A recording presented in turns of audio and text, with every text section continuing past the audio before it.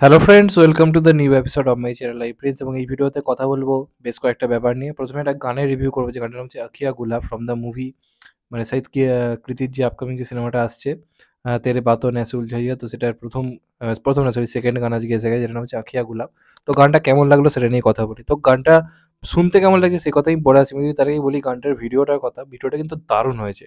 প্রথম কথা, সাঈদ আর কৃতিকে একসঙ্গে দেখতে দারুণ লাগছে। বেসিক্যালি শাহিদ কাপুরকে তো দারুণ লাগছে, হেয়ার স্টাইলটা মারাত্মক করেছে। এরকম মাসি হেয়ার কাটে শাহিদ কাপুরকে আমার বরাবরই ভাল লাগে। মানে শাহিদ কাপুরের হেয়ার স্টাইলের আমি বরাবরই ফ্যান। যতটা পারি ফলো করার চেষ্টা করি। হয় না, মানে করে উঠতে পারি না। কিন্তু শাহিদ কাপুরের হেয়ার স্টাইলের আমি খুব বড় ফ্যান। চেষ্টা করি ওর মতো করার। তো এই গানে তার পুরোনো হেয়ার স্টাইল যেটা, সেটা খানিকটা ফিরিয়ে আনার চেষ্টা করেছে। আর সানগ্লাস পরে তাকে হেভি লাগছে শাহিদ কাপুরকে। অনেকদিন পর রোমান্টিক বয় একটা ইমেজে পাওয়া যাচ্ছে, চকলেট বয় ইমেজে পাওয়া যাচ্ছে, যেটা আমি চেয়েছিলাম অনেকদিন ধরে। আমি চাই রোমান্টিক মোডেও একটা বড় হিট দিক। নাহলে ও এখন ওর মধ্যে একটা যেহেতু ব্যাপার চলে এসেছে না, সেই রোমান্টিক দিকটা অনেকটা হারিয়ে গেছে। এই সিনেমাটার মধ্যে জিনিসটা অনেকটা ফেরত এসেছে, এবং এই সিনেমাটা যেহেতু কনসেপ্ট ভালো, আমার মনে হয় কিন্তু লোকে অ্যাকসেপ্ট করবে, যতটা আমার মনে হচ্ছে। এবং এই গানের যে হুক স্টেপটা দারুণ হয়েছে। মানে শাহিদ কাপুরের যে নাচ, যেটা লাল পিলি আঁখিয়া গানটাতেও ছিল, ওটাতেও দারুণ ছিল। আর এই গানেও শাহিদ কাপুরের নাচটা দারুণ হয়েছে। আমার খুব ভালো লেগেছে শাহিদ কাপুরের নাচটা। দেখবেন এই নাচটাও ভাইরাল হবে। গানটা কতটা হিট হবে আমি জানি না, গানটা আমার ঠিকঠাক লেগেছে। গানটার সুরটা বেশ ভালো। কিন্তু তার সঙ্গে ভিডিওটার হুক স্টেপটা যেরকম করেছে, সেটা আরও ম্যাচটা করছে। তো আমার বেশ ভালো লাগছে, শাহিদ কৃতিকে একসঙ্গে দারুণ লাগছে, তাদের কেমিস্ট্রিটা খুব ভালো ম্যাচ করেছে। তো ফাইনালি দেখা যাক সিনেমাটা কেমন হয়। নেক্সট যেটা নিয়ে কথা বলবো, সেটা হচ্ছে দুটো সিনেমা পোস্টপোন হতে পারে সেটা নিয়ে। একটা হচ্ছে পুষ্পা 2, আর একটা হচ্ছে দেবরা। দেবরা রিলিজ হওয়ার কথা ছিল হচ্ছে 5th মে, 5th এপ্রিল, যখন এর টিজার এসেছিল সেটাই জানানো হয়েছিল। এখন যেটা জানা যাচ্ছে, মানে অফিসিয়ালি জানানো হয়ে গেছে, সিনেমাটা পোস্টপোন হচ্ছে। তো বড়ে মিয়াঁ ছোটে মিয়াঁ আর এই যে সিনেমাটা আসছে ময়দান, এই দুটোর জন্য অনেকটা রাস্তা কিন্তু ক্লিয়ার হলো, কারণ এই সিনেমাটার হাইপ কিন্তু খুব ভালো ছিল দেবরার।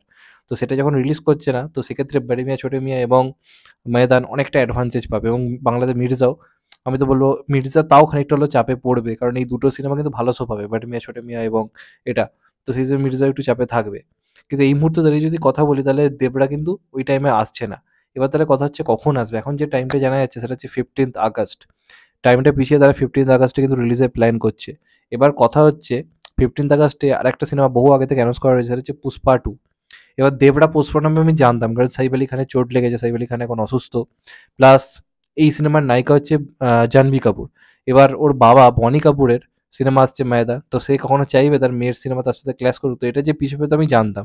এবার পিছিয়ে যে টাইমটা তারা প্ল্যান করছে 15th আগস্ট, 15th আগস্টে পুষ্পা 2 আসার কথা ছিল। এবার যেটা জানা যাচ্ছে অন্তরের খবর, পুষ্পা 2ও কিন্তু পোস্টপোন হতে পারে।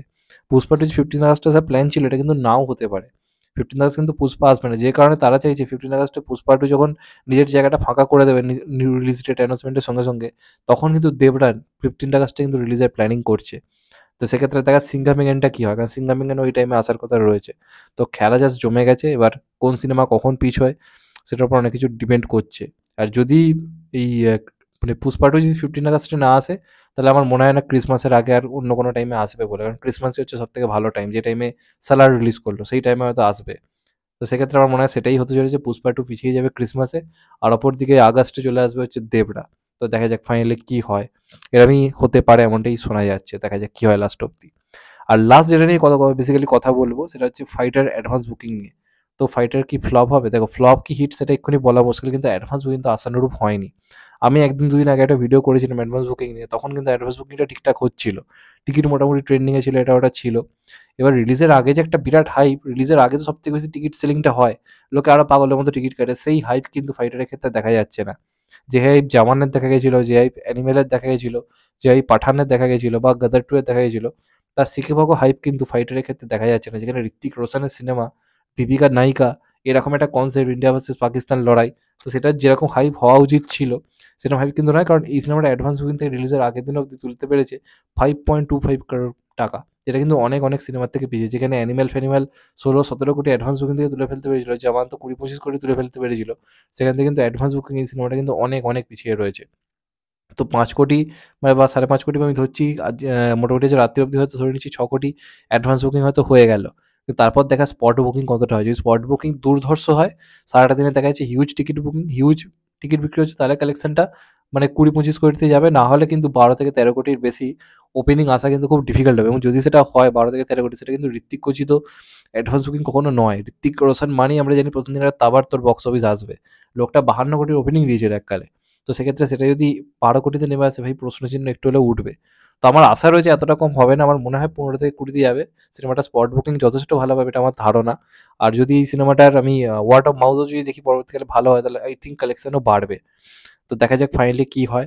ঋত্বিক রোশনের সিনেমাতে যেরকম হাইপ বা যেরকম টিকিট বিক্রি হওয়া উচিত ছিল, কলকাতায় পর্যন্ত রেসপন্স কিন্তু খুব একটা ভালো নয়। কলকাতায় বেশিরভাগ জায়গায় ফাঁকা। যে কটা সিনেমা হল থেকে বোঝা যায় একটা সিনেমা ভালো চলবে সেই জায়গাগুলোতে কিন্তু টিকিট বুকিং ভালো না। আইম্যাক্সে কিছু জায়গায় টিকিট বুকিং জাস্ট ভালো হচ্ছে। বাদবাকি সিনেমাটা কিন্তু মানে মানে কি বলবো অ্যাডভান্স বুকিং একদমই ভালো হয়নি। তো দেখা যাক ফাইনালি কিরকম কি হয়। আপাতত অ্যাডভান্স বুকিং থেকে ৫.৫ কোটির মতো টাকা কিন্তু উঠেছে। যেটা নট এনাফ। মানে ১ম দিনে ওই ১০ থেকে ১২ কোটির রেঞ্জই হয়তো যেতে পারবে। এবং সিনেমাটার বাজেট কিন্তু অনেক হাই। তো দেখা যাক বছরের ১ম বড় সিনেমা রিলিজ করছে সেটা কতটা কি চলতে পারে। তোমাদের এটা নিয়ে কি মতামত অবশ্যই কমেন্ট করে জানাও। যে চ্যানেলটা নতুন হয়ে থাকো চ্যানেলটাকে সাবস্ক্রাইব করে দিও and get the bell icon. ভালো থেকো সবাই। টেক কেয়ার, নমস্কার, আবার দেখা হবে। এখন তো বাই। সবাই ভালো থেকো, সুস্থ থেকো। নমস্কার, টেক কেয়ার, নমস্কার, আবার দেখা হবে।